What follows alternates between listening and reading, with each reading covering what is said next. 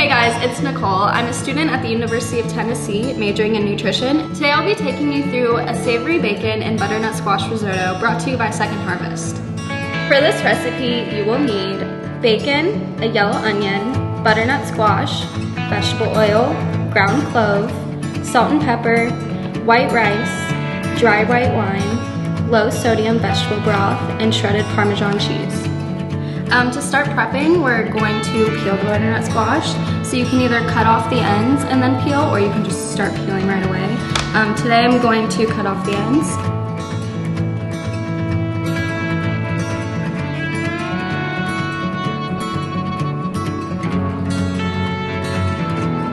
So now we're going to scoop out the seeds so that we can save them for later and roast them and then use them as a topping on our risotto.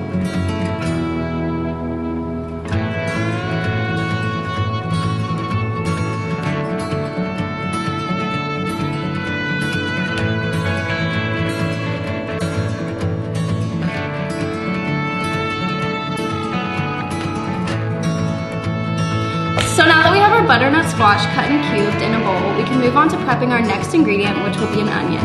So now we're gonna prep our onion and we're gonna dice it. So the first thing that you're gonna do is you're gonna cut the bottom off. And then we're gonna peel the skin. And then we're gonna cut it in half.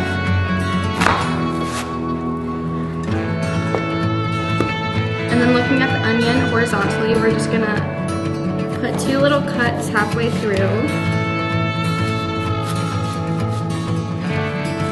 And then we're just gonna slice it this way. And then we're just gonna dice it per usual.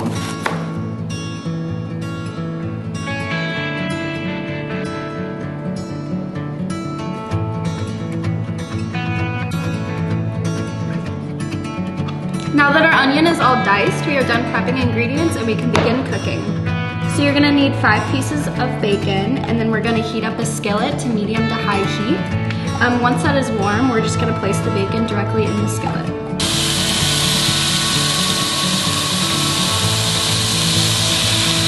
Okay, and now I'm going to wash my hands again after dealing with raw meat, just to keep the environment safe. Now that our bacon is crispy on both sides, we're just gonna remove it from a skillet and put it on a clean plate. So when the bacon was cooking, it left this nice fat left over, and we're actually gonna keep this and use it to saute the onions and the butternut squash. So now we're gonna cook the onions, and all that we're gonna do is we're going to put them in the skillet that has the bacon fat in it and let that saute for about 5 minutes. So now our onions have been cooking for about 5 minutes and they're decently soft, so we can add the butternut squash now to the skillet. So now that the butternut squash has been cooking for a few minutes, we're gonna season it. You will need to add the ground clove, and then you can also add salt and pepper to taste. So now we're just gonna mix the butternut squash so that it's all evenly coated with the seasonings, and then we're just gonna let that cook on its own until it's soft.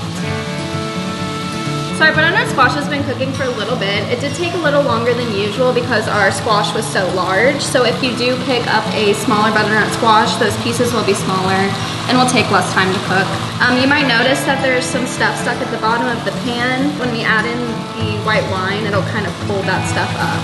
So now we're gonna add 1 cup of white rice to the skillet. And we're just gonna kind of let that toast in here for a few minutes before we add the white wine. So now that our white rice has had some time to toast in our skillet, we're gonna add the 1/2 cup of white wine and let it simmer until it evaporates. So now that our white wine has evaporated, we can add in our vegetable broth. What we wanna do is add about 1 cup at a time to the skillet. And then we'll keep adding in 1 cup of broth to the skillet until our white rice is cooked through. So now that our onions and butternut squash are cooking down, we can move over to the sink with our seeds to rinse them off.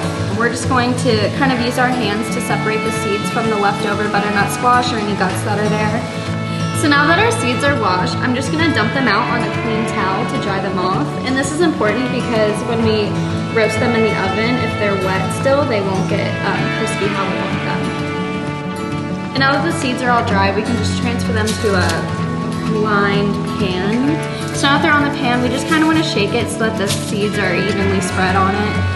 And then we can take some oil and sprinkle that over. And then you can just sprinkle some salt and pepper to taste, or any other seasonings that you would like.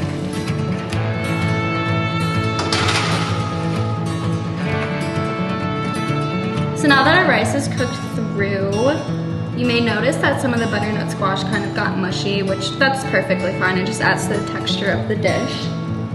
So now all there's left to do is to plate the risotto. So while the risotto was cooking, we did put the butternut squash seeds into the oven, and we cooked those for about 10 to 20 minutes at 400 degrees. And then we also just chopped up the bacon and got some Parmesan to top it with.